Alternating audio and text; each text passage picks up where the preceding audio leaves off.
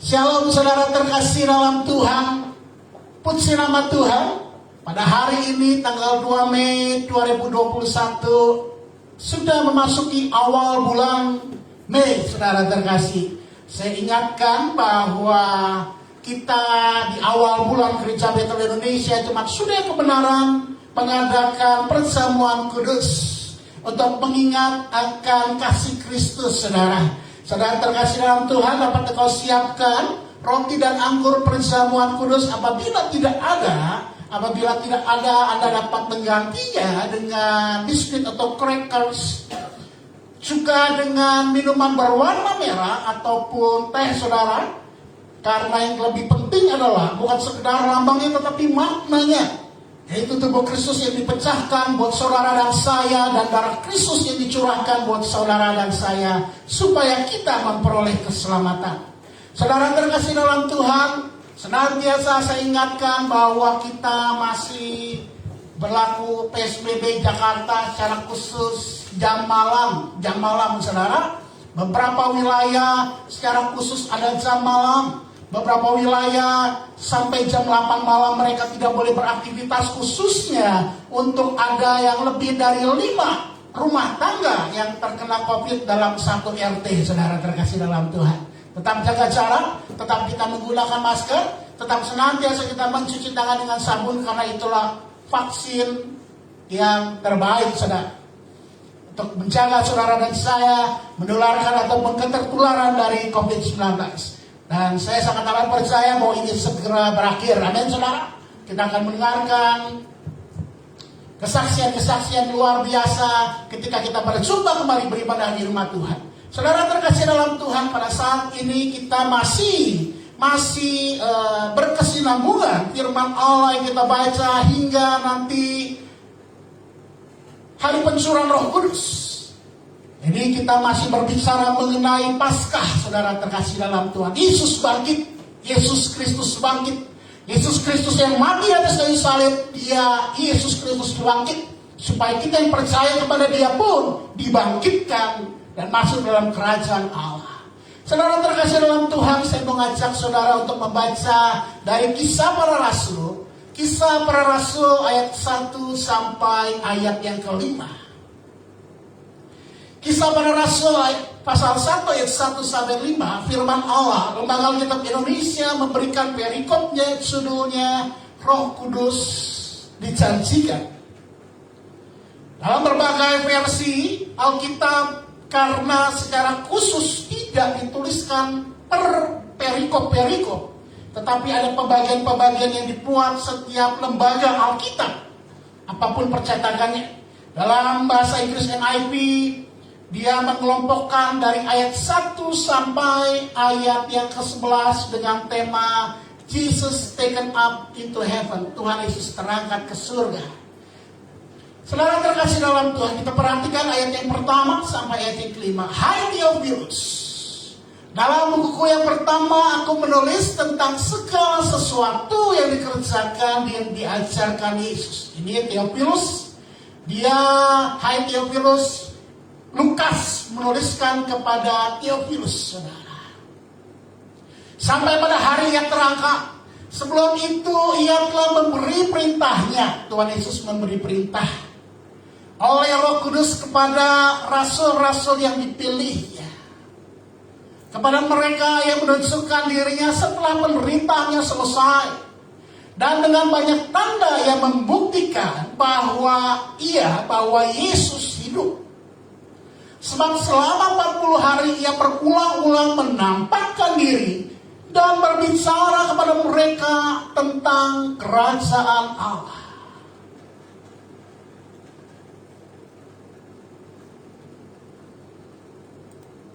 Tolong diklik.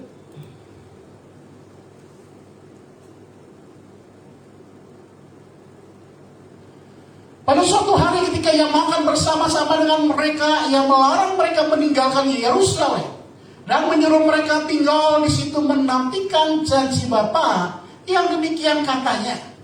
Telah kamu dengar daripadaku, sebab Yohanes membaptis dengan air, tetapi tidak lama lagi kamu akan dibaptis dengan Roh Kudus. Saudara terkasih dalam Tuhan, pagi hari ini saya tidak membahas mengenai Roh Kudus. Tetapi pagi hari ini kita akan belajar what on earth is God doing. Apa yang sedang terjadi di bumi ini, apa yang sedang Allah kerjakan di bumi ini. Khususnya pada waktu itu, pada masa kisah para rasul ini, waktu Tuhan Yesus dibangkitkan dan dia menampakkan diri kepada para murid. Apa yang sedang terjadi pada waktu itu? Di ayat yang ketiga secara khusus saya bacakan ulang, saudara. Kepada mereka Yesus menunjukkan dirinya setelah penderitanya selesai, dan dengan banyak tanda ia membuktikan bahwa ia hidup. Perhatikan dengan baik. Sebab selama 40 hari ia berulang-ulang menampakkan diri dan berbicara kepada mereka tentang kerajaan Allah.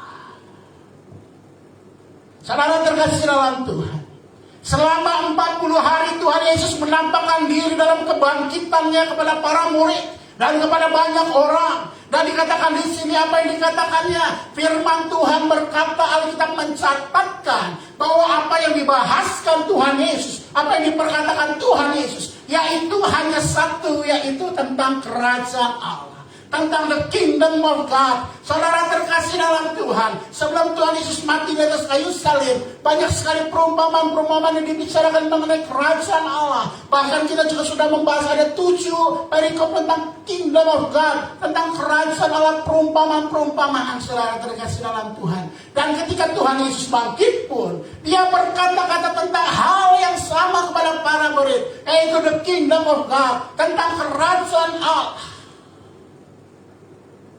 Itu artinya kerajaan Allah adalah poin penting dalam pemberitaan firman Tuhan. Kerajaan adalah poin penting. Sekali lagi, kerajaan Allah adalah topik yang penting dalam setiap kehidupan orang-orang percaya, saudara. Kerajaan Allah, Matius 6 ayat 33, seringkali kita menghafal ayat ini. Tetapi carilah dahulu kerajaan Allah dan kebenarannya, maka semuanya itu ditambahkan kepadamu. Inilah poin penting dalam kehidupan setiap orang percaya. Carilah dahulu kerajaan Allah. Ketika Tuhan Yesus mati dan Yesus bangkit selama 40 hari berulang-ulang kali, ia berkata-kata tentang kerajaan Allah, the kingdom of God. Ini sekali lagi saya tekankan bahwa inilah hal yang sangat penting dalam kehidupan setiap orang-orang percaya. Firman Allah berkata Roma 14 ayat 17, sebab kerajaan Allah bukanlah soal makanan dan minuman, tetapi soal kebenaran, damai sejahtera, dan sukacita oleh Roh Kudus. Mohon maaf saudara terkasih dalam Tuhan, saya mau katakan ketika Tuhan Yesus dia menampakkan diri selama 40 hari, setelah kematiannya, setelah kebangkitannya, dia berbicara mengenai kerajaan Allah. Kerajaan Allah bukan soal makan, minum, pakai. Kerajaan Allah bukan soal berkat. Maaf, kalau kita seringkali kita mengkhususkan, kita datang kepada Tuhan untuk mencari berkat, untuk mencari berkat, untuk mencari berkat. Tetapi firman Allah katakan jelas, bukan soal makan minum, bukan soal lahiriah kerajaan Allah itu. Sebab tadi dikatakan bahwa segala sesuatunya itu akan ditambahkan kepada saudara dan saya. Amin, saudara. Kita sungguh-sungguh mencari kerajaan Allah, kebenarannya. Kita tidak usah pusing akan kehidupan kita. Ada pemeliharaan Tuhan dalam hidup saudara dan saya. Amin, saudara. Ada penyertaan dalam hidup saudara dan saya. Fokuskan hidup saudara dan saya. Kita dalam kerajaan Allah. Tanpa itu artinya kita tidak usah kerja. Bukan itu, saudara. Kita harus bekerja senantiasa. Firman Tuhan kata kerjakanlah segala sesuatu seperti bukan untuk manusia, tetapi untuk Tuhan. Pasti Tuhan memberkati saudara dan saya. Tema pada pagi hari ini yaitu hidup sebagai warga kerajaan surga. Hidup sebagai warga kerajaan surga yang saudara dan saya harus ikuti dalam kehidupan ini. Salah satu bagian firman Allah yaitu dalam kitab Matius pasal 13. Mengenai kerajaan Allah yang kita belum pernah bahas pada perikop-perikop yang lalu, saudara. Matius 13 ayat 31 sampai ayat 33. Yesus membentangkan suatu perumpamaan lain kepada mereka, katanya, hal kerajaan surga itu seumpama biji sesawi yang diambil dan ditaburkan orang di ladangnya. Memang biji itu yang paling kecil dari segala jenis benih, tetapi apabila sudah tumbuh, sesawi itu lebih besar daripada sayuran yang lain. Bahkan menjadi pohon sehingga burung-burung di udara datang bersarang pada cabang-cabangnya. Dan dia menceritakan perumpamaan ini juga kepada mereka. Hal kerajaan surga itu seumpama ragi yang diambil seorang perempuan dan diadukkan ke dalam tepung terigu 3 sukat sampai kamir seluruhnya. Saudara terkasih dalam Tuhan, prinsip kerajaan Allah, prinsip hidup sebagai warga kerajaan Allah yang harus kita pegang dalam hidup ini. Sekali lagi saya katakan, Tuhan Yesus selama 40 hari dia menampakkan diri kepada muridnya. Hanya satu yang dia bicarakan mengenai kerajaan surga atau kerajaan Allah. Dan paling tidak saya menuliskan ada 3 prinsip hidup sebagai warga kerajaan surga. Yang pertama di ayat 32 firman Allah berkata, memang biji itu yang paling kecil dari segala jenis biji, tetapi apabila sudah tumbuh, sesawi itu lebih besar daripada sayuran yang lain. Bahkan menjadi pohon sehingga burung-burung di udara datang bersarang pada cabang-cabangnya. Saya menggarisbawahi sesawi itu lebih besar daripada sayuran yang lain. Bahkan menjadi pohon sehingga burung-burung di udara datang bersarang pada cabang-cabangnya. Yang pertama adalah prinsip hidup yang pertama, engkau dan saya harus mengetahui identitasmu dalam Kristus. Engkau sebagai ciptaan baru di dalam Dia. Ketika engkau bertobat dan engkau mengundang Yesus menjadi Tuhan Juru Selamat pribadi dalam dirimu, dalam hatimu, engkau memiliki identitas yang baru, yaitu sebagai pengikut-pengikut Kristus. Dan saya mau katakan, tujuan hidup saudara dan saya, your purpose is not just about you. Tujuan hidupmu, saudara terkasih, sebagai warga kerajaan Allah, bukan hanya tentang diri engkau. It's about what God wants you to do through you. Apa yang Tuhan mau engkau lakukan dalam hidup ini. Sekali lagi saya ulangi saudara, sebagai warga kerajaan Allah, tujuan hidupmu bukan tentang dirimu, bukan menjadi hanya dirimu, tetapi apa kehendak Tuhan dalam hidupmu yang Tuhan mau saudara dan saya lakukan, saudara. Artinya apa? Don't be selfish. Artinya apa? Jangan jadi orang yang egois, saudara. Jangan jadi orang yang egois, saudara. Ketika engkau mengetahui identitasmu sebagai orang-orang percaya, warga kerajaan Allah, kalau kita bagaikan tadi dikatakan seperti biji benih sesawi yang paling kecil, dia tahu bahwa tujuannya siapakah dia itu, saudara. Walaupun sebuah biji sesawi yang kecil, tetapi dia tahu dia akan tumbuh besar dan hidupnya menjadi berkat, sehingga burung-burung di udara datang ke tempat itu, saudara. Begitu hidup saudara dan saya. Jangan engkau berkata, ini gak bisa. Saya yang penting diri saya.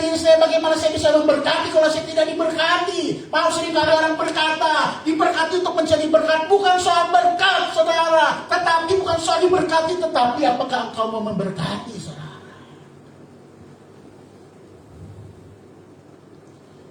Jangan menjadi orang yang selfish, cinta diri sendiri. Kalau makan pesta, kondangan yang diutamakan makanan saya ada apa enggak, piringnya masih ada apa enggak, saudara.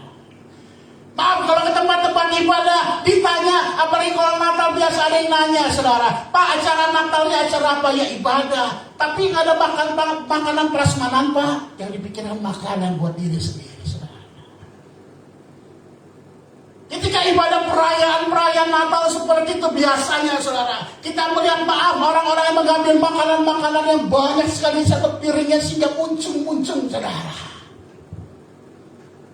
Pikiran hanya buat saya, dan dia tidak memperhatikan. Ketika dia mengambil porsi yang banyak, dia mengambil porsi orang lain saudara. Yang penting saya kenyang. Tidak lupa membawa kantong kresek saudara. Makanannya dimasukkannya buat orang-orang di rumah. Haleluya, Tuhan Yesus baik. Bukan itu saudara. Kerajaan Allah adalah hal kita membagikan apa yang ada dalam kita. Bagikan buat dari kita buat orang lain mencari berkat saudara. Jangan jadi orang Kristen sekali lagi. Don't be a selfish. Jangan engkau orang yang mencintai diri sendiri. Your purpose is not just about you. Tujuan hidupmu saudara bukan hanya tentang engkau, tetapi apa yang Tuhan mau dalam hidup engkau, melalui engkau Tuhan pakai. Amin saudara. Supaya engkau dan saya menjadi berkat. Supaya engkau dan saya menjadi berkat. Prinsip hidup yang kedua sebagai warga kerajaan surga di ayat 32 yang sama. Memang biji itu yang paling kecil dari segala jenis biji, tetapi sudah tumbuh sawi itu lebih besar daripada sayuran yang lain, bahkan menjadi pohon sehingga burung-burung di udara datang bersarang pada cabang-cabangnya. Saya menggarisbawahi, memang biji itu yang paling kecil dari segala jenis. Saudara terkasih dalam Tuhan, apa artinya ini saudara? Seringkali kita berkata, saya tidak cukup baik, saya tidak cukup pintar, I'm not smart enough, I'm not good enough, I'm not talented enough. Saya tidak memiliki talenta yang cukup, saya tidak cukup untuk seperti orang-orang lain. Mungkin orang itu cantik, orang itu ganteng. Hei saudara terkasih dalam Tuhan, biji sesawi adalah biji yang paling kecil dari jenis benih saudara. Artinya engkau dan saya sangat perlu engkau kecil hati akan keberadaan saudara dan saya. Engkau berkata, Pak, saya orang yang miskin, saya orang yang susah, saya orang yang membutuhkan pertolongan, saya tidak bisa. Tuhan katakan, bukan aku, bukan kamu yang memilih aku, tetapi akulah yang memilih engkau saudara. Supaya engkau dan saya menjadi berkat, supaya engkau dan saya menjadi terang, supaya engkau dan saya menjadi teladan dalam kehidupan ini saudara. Sebab firman Allah berkata, Ulangan 20 ayat 4, sebab Tuhan Allahmu, dialah yang berjalan menyertai kamu untuk berperang bagimu, melawan musuh-musuhmu dengan maksud memberikan kemenangan kepadamu. Daud yang kecil melawan Goliat yang besar, bagaikan sebuah biji sesawi yang sangat amat kecil. Tetapi saya mau kasih tahu saudara terkasih dalam Tuhan, hidup ini bukan tentang siapa kita. Sekali lagi saya katakan, hidup ini bukan tentang siapa kita, tetapi siapa yang menyertai saudara dan saya. Amin saudara. Tuhan yang Allah Maha Kuasa menyertai hidup saudara dan saya. Jangan kau pandang rendah apa yang Tuhan telah pilih kau buat dunia ini saudara. Hidup ini bukan tentang siapa kita, tetapi siapa yang menyertai kita. Hiduplah menjadi terang. Inilah hal kerajaan Allah, hal kerajaan surga yang didengung-dengungkan oleh Tuhan Yesus, bahkan setelah kebangkitannya. Yang ketiga dalam Filipi pasal 2, prinsip yang ketiga, hidup sebagai warga kerajaan surga.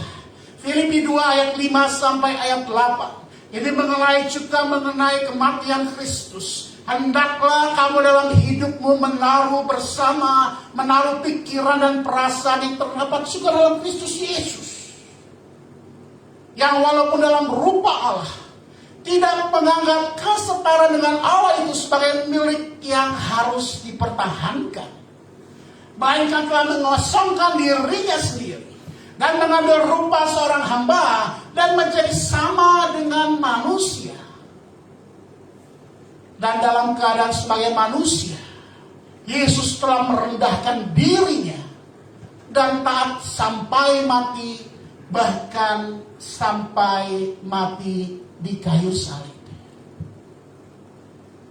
Saudara yang terkasih dalam Tuhan, prinsip kerajaan Allah yang ketiga yang harus saudara dan saya pegang.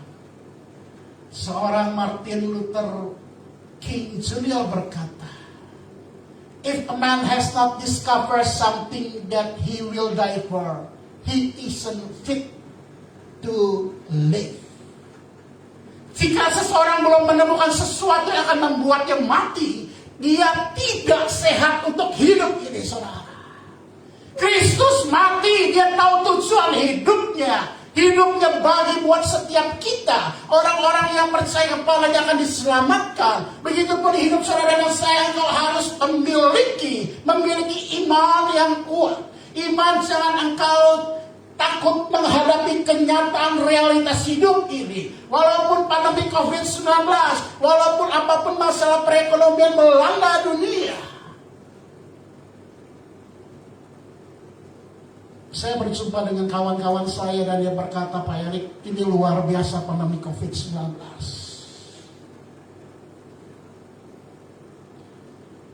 Sejak COVID-19 tahun lalu, dia anak Tuhan, dia cinta Tuhan. Usahanya di bidang traveling. Dia tetap bayar gaji karyawan-karyawannya, saudara. Di mana banyak perusahaan-perusahaan mulai melayoff, mem-PHK-kan, merumahkan karyawan-karyawannya. Dia katakan kepada saya, hidup memang berat, tetapi saya harus mencari berkat. Selama mulai pandemi Maret, April, Mei, Juni, Juli, Agustus, September, Oktober. Dia katakan kami membayar 100% upah para pekerja kami, Pak. Memang sepertinya sukar, sepertinya kita makan modal. Benar, setiap bulan kami harus keluar puluhan juta. Dan setelah itu, dia bertanya kepada karyawannya, apakah kalianmu bisa apa? Bisa masak, bisa bikin apa? Bikin sama-sama di situ. Tapi dia berkata, berapa sih pendapatan dari hal itu, Pak Erik? Tetapi itu cukup baik untuk mengurangkan, meminimalkan dari makan modal, Pak Erik. Saya katakan tetap di dalam Kristus.